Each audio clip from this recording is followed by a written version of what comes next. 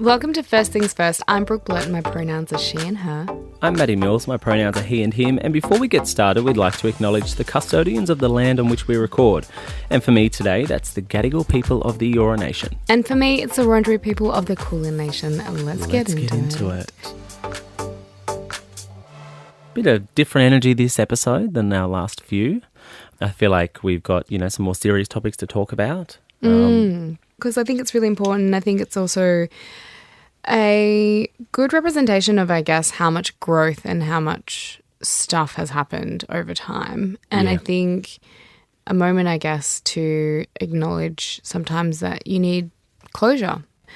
I don't know, I like the saying where it's like, that was then, this is now, and sort of drawing a line in the sand and being like, okay, like, can't change that, but this is now, and whatever we're going to do, we're going to be moving forward. Yeah. So I feel like I've had a bit of a weight shift in terms of breakthroughs, in terms of my healing. Yeah. So pretty much 3 years ago, my sister died, and her death was quite suspicious. There were other women in the area that had died at similar time and similar place, so only a couple of 100 metres away from each other. It was all during COVID, winter, and it was a really hard time because at the same time I had just finished The Bachelorette. Yeah. And for 3 years I have been doing an inquiry. So that's an inquest. So inquiry into someone's death is pretty much the lawyers work with all the other departments, like, I guess, trying to get CCTV, trying to reports, the coroner and the coroner's court. So basically trying to gather as much information as they can and then looking at it and then pretty much kind of determining what the actual cause of death was, because we were never really told what the sequence of events were. And then obviously over 3 years I've learned to know those details, and it hasn't been easy, listening to it. Usually when someone dies, you know how they die and you can kind of start the grieving process. But it has dragged out for about 3 years, that grieving process. And up until recently when I was in Perth, when I decided that I was going to close the inquiry. Yeah. So, big moment. It's been a long journey for you and your family. 3 years, has that time gone by quickly for you, or has it seemed like a long time since she passed away?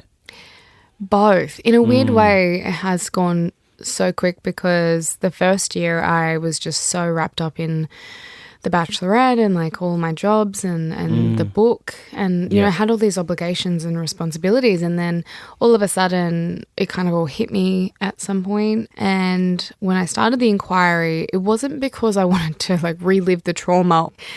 I wanted it to sort of inquire because of those other suspicious deaths in the area and why was it happening, and then also a lot of the details that we were told throughout my sister's announcement of, her passing away were wrong. So they'd given us wrong details. She apparently had died on this date, and that was completely wrong. She had died actually a couple of days beforehand, and we didn't get told for a while. Wow. So there was all this misinformation, and I guess that was probably what drove me to start the inquiry, being over the years that she's been in care, she's been under what they call the public trustee. Okay. And pretty much is like a governing body, and they look after people who have mental illness, and so she's pretty much under a guardianship pretty much. Yeah. And they kind of are responsible for all of her funds, her money, and for her well-being generally. They're meant to make sure that she gets to her appointments, she's homed, because she's not capable of doing that herself because of her illness. She's not completely debilitated, but she can't function and remember those things because, having schizophrenia and having other conditions, you can imagine that's quite difficult for someone to manage their own life. Totally.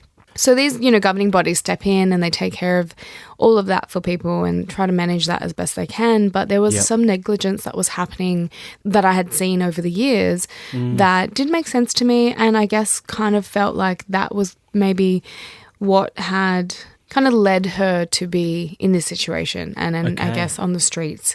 Yep. And then obviously found passed away at Yagan Square.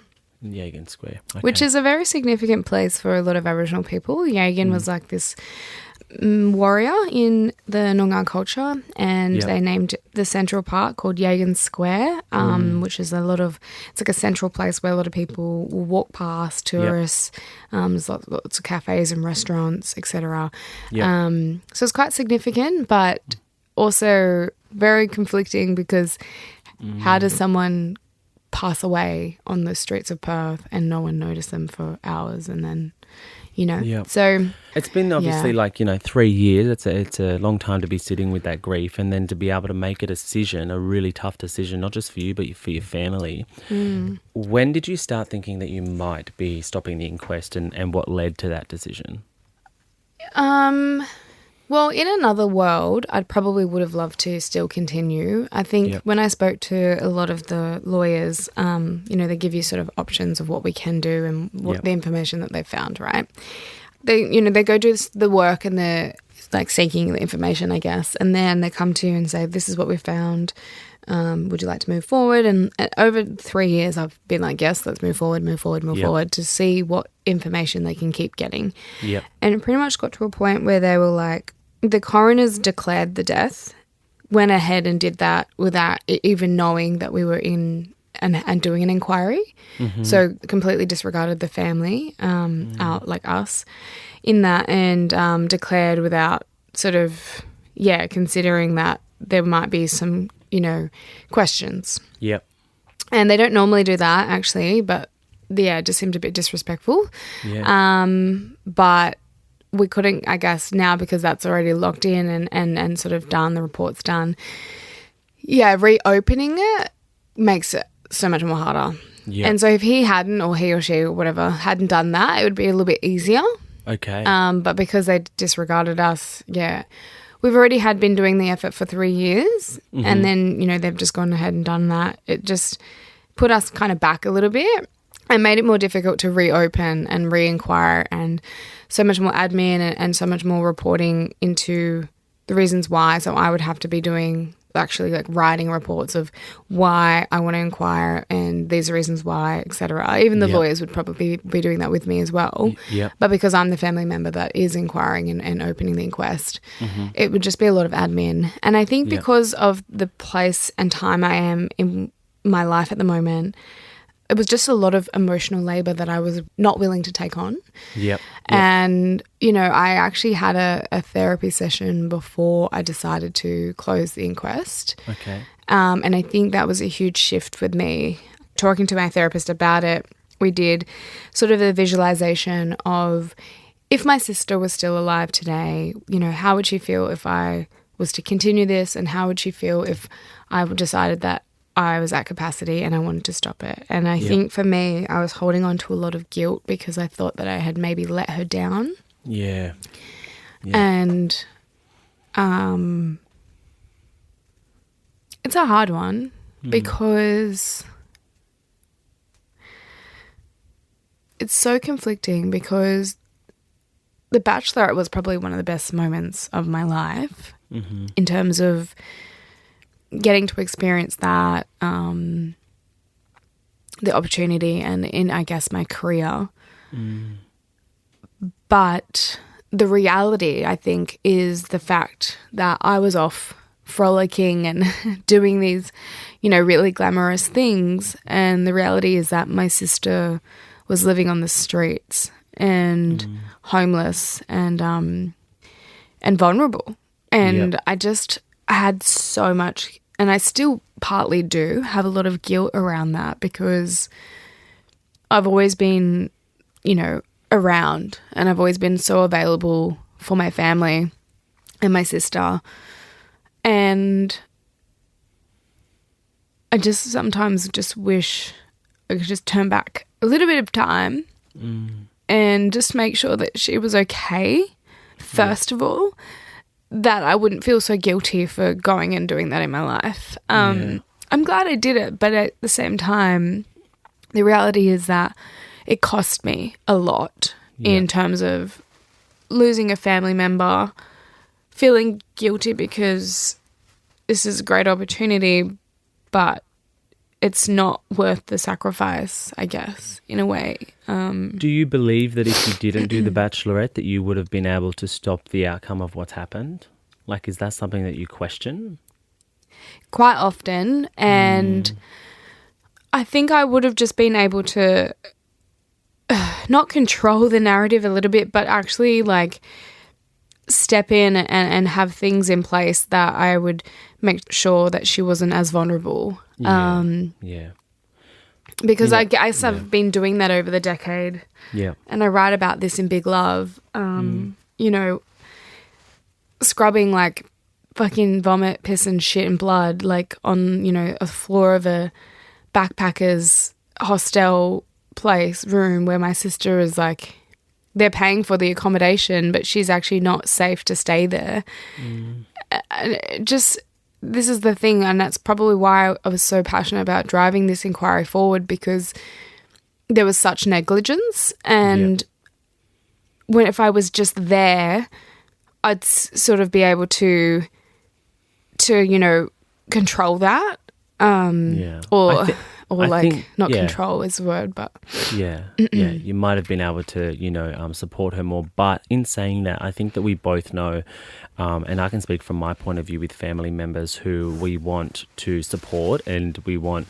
I've got a sister who I'm constantly wanting a different outcome for her life, right?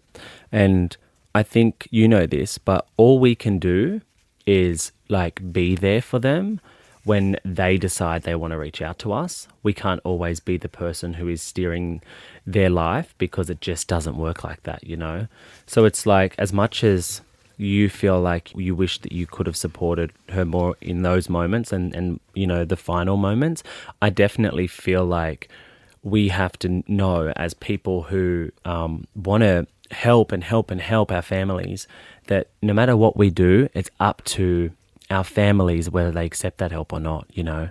And I think it's different for me and you in this circumstance, especially because your sister's mental health condition, you know. Schizophrenia is something that does obviously make her even more vulnerable in society.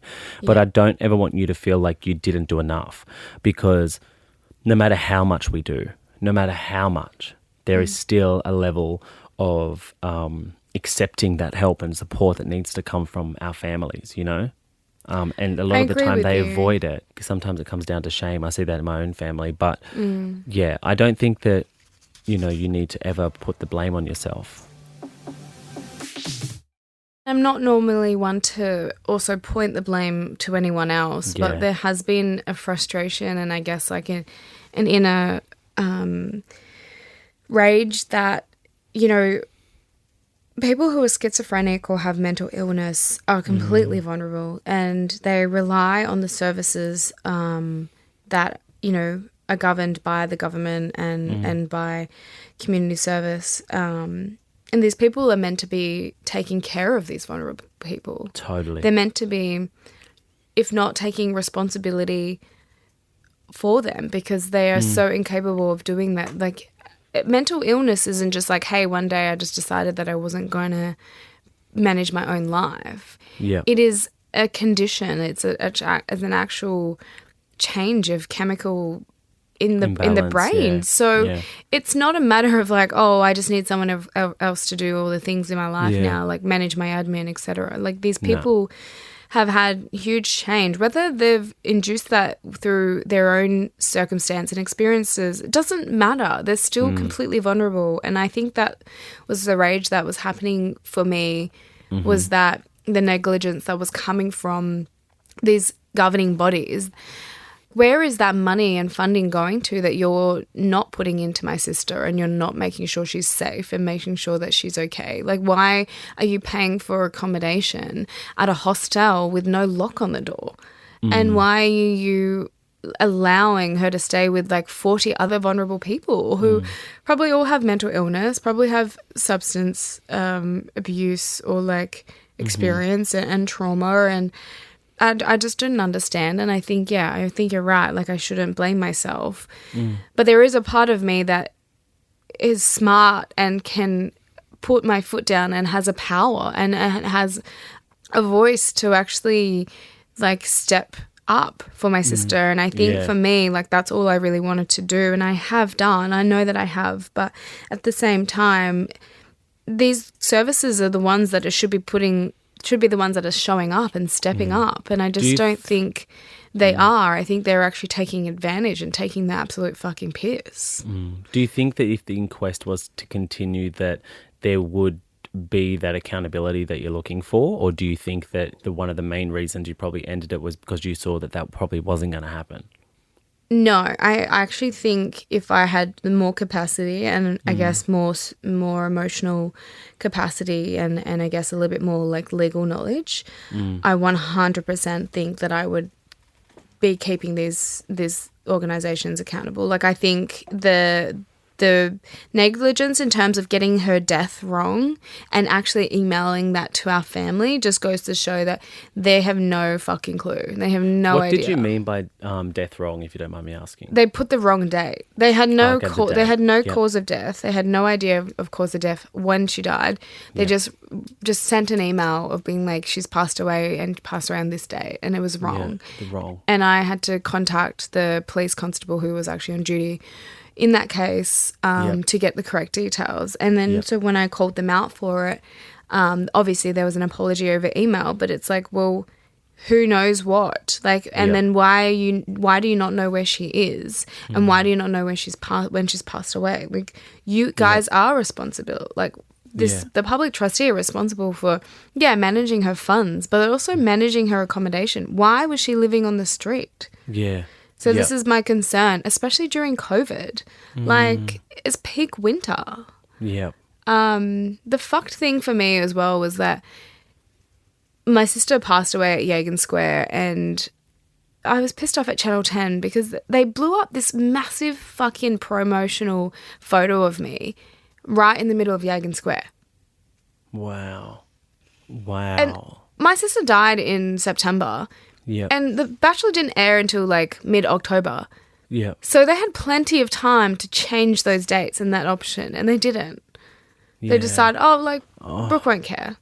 Do you know how fucked that is, like, mentally, like, to think about that? Like, so I'm fine, I guess, in terms of like how much I've done, and I can always open that inquiry later if I ever feel like I do have capacity, and you know, I think I'm learning so much more about who's responsible for what, and also makes me so passionate about the services that we have available. Yes, they're all sort of funded by government, and then we have a change of politician, and then those funding, you know, bodies get their money sort of gets scrapped, and then I guess that's the lack of care that happens, because if without money you can't offer a service, pretty much, right? And I think for me, like, that's the fucked thing in the government, is there's no consistency. And I think the grassroots programs that we develop that actually have the most impact directly, because they're so like easily dismissed, then they don't realize like the impact that they have on the vulnerable people that are accessing those services. And it makes me so frustrated, because I've seen it like so directly. Like, I've actually, when I worked in the governing bodies, when I worked for not-for-profits, when I worked for community service, like, I've seen the change and the impact basically immediately. Like, we've had to pretty much close programs, and we've had kids accessing that and families accessing that. But because we've had to close those programs, now they have no access to anything that we're providing them. So where do they seek that? Like, where do they go next? And I think that's what I get so frustrated, and I guess was like the motivation and the sort of like, you know, fire in my belly to just kind of pursue this. And in an ideal world, I would do it all over again, and I would, you know, be able to, you know, ride the whole way through until I feel like I've got the right justice, or, you know, I'm keeping the right people accountable. But right now, I just had to really make a selfish decision. But in a way, it's what makes you think it's selfish? I'm doing it because I'm not capable. Like, I'm doing it because I need to do a film, and I need to have full capacity. So I have to like drop off these things to be like full, but it's all for me. Like, I don't have to do this film. Like, I'm doing it because I want to, of course, and it's a great opportunity, but I don't have to do it, but I'm choosing that. And I feel like making those choices are really hard because I'm choosing to do the film over, you know, finding justice for my sister, I guess. And that's conflicting for me. Like, it makes me feel a bit like icky. And I feel like I have had to make these choices more consistent now. I don't know if I'm in a very selfish place in my life, or I'm having to choose me and it feels just not comfortable. I don't know. I haven't really accepted that. I haven't really like sat with that, I guess. Because people always say that, like, oh, just, you know, put yourself first and choose you. And I'm like, everything that I do has come to like support my family, and they're fine. They're doing well, I know. But like, you know, now I'm like, okay, well, I don't know how to look. I don't think it's selfish. I think it's self-preservation. I think you need to be the best version of yourself so that you can live a happy and fulfilled life. Like, I think that so much of what we see is why people need help is because they haven't been able to do that in their own lives. So for you to do that for yourself is super important. You know, you can't allow that idea of that it's selfish for you to want to be happy and to live in a good life. I feel like it's self-preservation, and if anyone needs that, it's bloody you. Like, you really deserve that as well. So I wanted to ask you about closure because you didn't get the answers, right? No. You didn't get the answers. Is there any sense of closure that comes with closing this case right now, or do you think that's something that will come in the future? I think both in a weird way. I think there have been moments throughout this inquiry that I have received a lot of closure. Like, I think knowing that the person, you know, the security guard who had found my sister, he gave his absolute all to resuscitate her and to bring her back to life from what the report says. And, you know, he actually, you know, reported and documented that he checked on her a few times actually before, and she was breathing and she was fine. And it wasn't until the last time that he was like, oh, I'm just going to go check it again, or check her again. And that he noticed that, you know, she was unconscious and not breathing. And so I just think, you know, whoever this guy is, like, I'm very grateful for him. And I think, you know, even in those last moments, I don't think it may have been, I guess, you know, I think she was sleeping. So I think, you know, maybe she passed quite peacefully. So I think, you know, there was not a lot of pain. And I think I've seen psychics and therapy, you know, and I've been doing therapy, but it feels like for me, like, the closure that I got is that she is in a better place, and I feel like she's safer where she is. It's kind of fucked to think you're safer dead, but she's not so vulnerable anymore. And I think that's probably the closure that I'm, you know, I guess I'm happy in a weird fucking way about. But I think also, you know, the information that I received and that kind of helped. And I think for me, closure is really just like allowing myself to really grieve past it and think like, it's kind of fucked for not having to worry about her anymore. But I do worry about her all the time. Can I ask you, I think one part of grief that I think about is with my brother, I think about the last moments I had with him. I think about how I was really lucky to have this moment with him, which was we went out for breakfast in Tamworth, and I was up visiting my family, and that was the last time I saw him. We went out and we had a mad feed, a good yarn, and a good laugh. I don't know if everyone gets that, you know, with family that pass away. So what was your last moments like with your sister, and is it something that you, like, will help you with your closure? Yeah, my last moment actually with Kai was really beautiful. It was actually in the city, and we just went out. We went out shopping. I think I had a list of things that I was meant to be doing that day, but I was like, fuck it, I'm just going to cancel everything.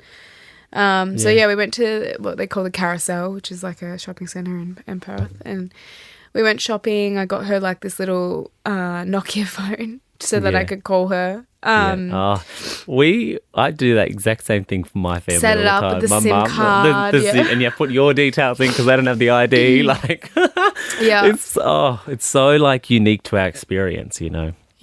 Those things. And yeah, and then we went op shopping and we were trying on clothes and stuff like that. And I have these videos of her, like, you know, listening to Tupac in my car, and, you know, got these like photos. And then I dropped her off at this accommodation that she was staying at, which was actually quite nice. And I think that was the last time I sort of spoke to like her guardian, and I had some concerns, but the guardian was really lovely, I guess, in a way that made me feel confident that she would be okay, you know. And yeah, she was trying on all of her clothes and her new shoes, and she was like posing up with her like hand on her hip, and I was taking all these photos of her. And not so, these ones, like posing like this. No, seriously, like too good. I've got these beautiful photos of her. Yeah, with, you know, of that moment, which, yeah, just made me, I guess, like made me really happy to see her. Yeah, because I always felt like maybe, you know, she's my big sister, but I always just felt like such a big sister to her. Yeah. I feel like she was always just such a scared little girl when, you know, when she was alive and when my mum was alive as well, because she kind of got the worst from my mum. But I felt like, you know, I don't know, I always just felt like really like proud of my sister in a way. Like I always wanted to be her because she was like so cool when we were younger. And but I felt like I was the sane one. Like she was quite crazy and that kind of, you know, out doing things and naughty things, and I was like, you can't do that, you know. I was like quite bossy, always trying and to reel her in. Trying to, I guess. And I guess again, I talk about this in Big Love, but the responsibility that I sort of placed on myself for a very long time. And that was also to take care of my family, including her. And I just felt like at some points to take care of myself, I had to stop taking care of her and them. And it's just really hard. It's just a really hard balance to have. And also like it's a lot of weight to carry, but I do feel better. Like I feel a little bit of a lift in terms of not forgiving myself, I guess, for doing something like crazy like what I did, and showing people or giving insight into my life and the reality of that, and how passionate I am and how much I, you know, want to change so much about how we see the world. Well, I think that your sister, honestly, like, and she mightn't have told you, but she would have been really proud of you. And she might not have known how to show that, but for you, like, you would have been her wildest dreams. And I really believe that. And I think that, like, you should live in that and remember her for those really amazing moments when you were young and looking up to her, you know. Life doesn't always like go the way that we all want it to go, and I think that that's like really hard to accept, but what you do have are the really good times with her when you were younger that you can remember. So like stick with that, you know, and know that what you achieve in your life and doing the work that you're doing with youth actually is going to help young black girls not end up in those situations. So know that like your legacy is actually to change the outcome for young black people by working with youth, you know, those girls who you work with at school. They get to see a whole different world and be inspired by you. So I really want you to like understand that you don't have to feel the guilt to take on that massive thing of like the inquest anymore, and allow yourself to let it go. Thank you. Yeah. Yeah, thank you.